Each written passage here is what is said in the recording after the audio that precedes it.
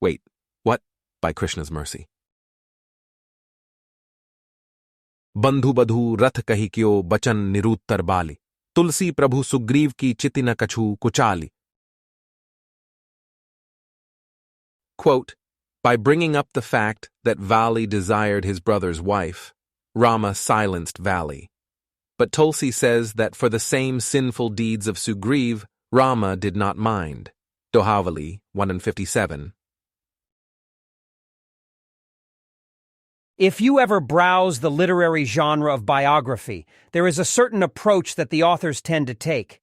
Even in the case of effusive praise, of idolatry, of appreciation reaching to the heights of the skies and beyond, there is some attention to balance.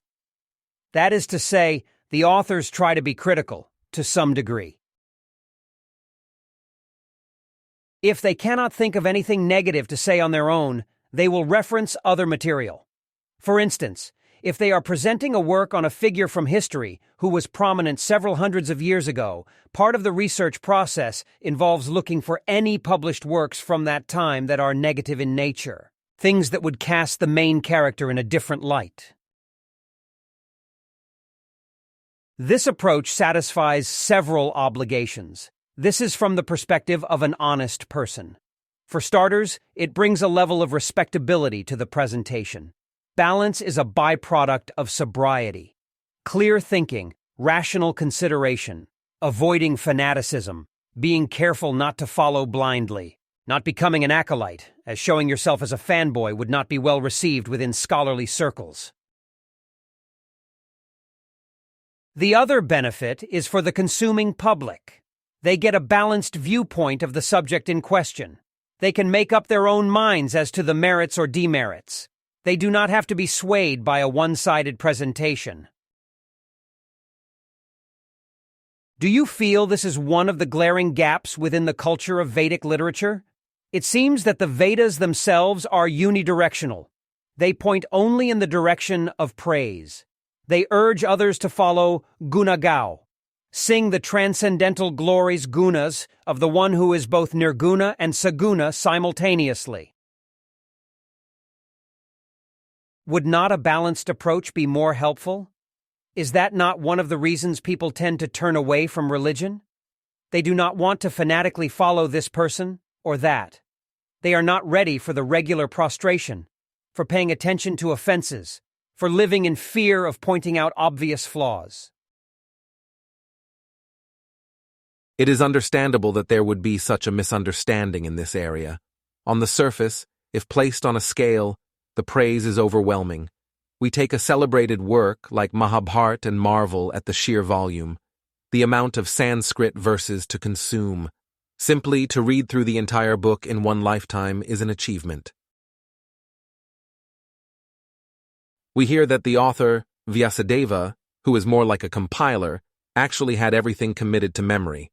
Those complex Sanskrit words perfectly arranged in a specific meter were retained within memory.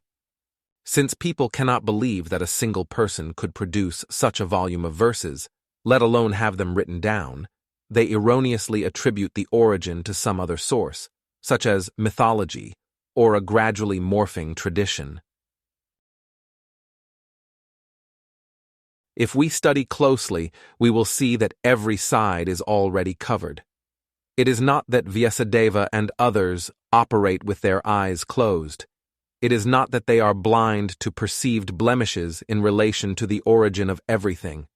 They indeed refer to him as Akyuta, or the one who is flawless, but this is only after careful consideration.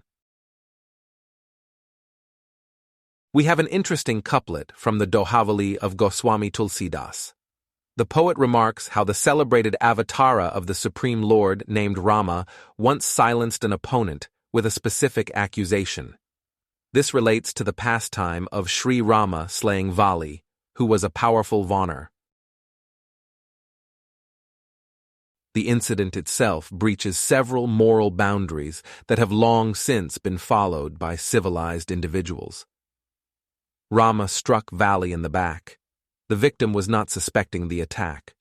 Moreover, Vali was already engaged with another fighter who happened to be his brother. The strike was intentional. It was the plan all along. Sugriva was living in deadly fear of Vali. They had a previous argument that turned too violent to settle properly. Sugriva essentially had to flee for his life. Vali then took over the Vanar kingdom in Kishkinda. He also took possession of Sugriva's wife. This was the justification for the backhanded attack. Rama said that this was a sin for Vali to desire the wife of the younger brother. In essence, Vali was merely getting the rewards to his deeds. In this case, it was a punishment. But in the grand scheme, all actions in karma have a corresponding punishment, arriving either in this life or in a future one. The irony is not lost on Tulsidas. Rama singled out Vali for this sinful desire, but the same was ignored with Sugriva.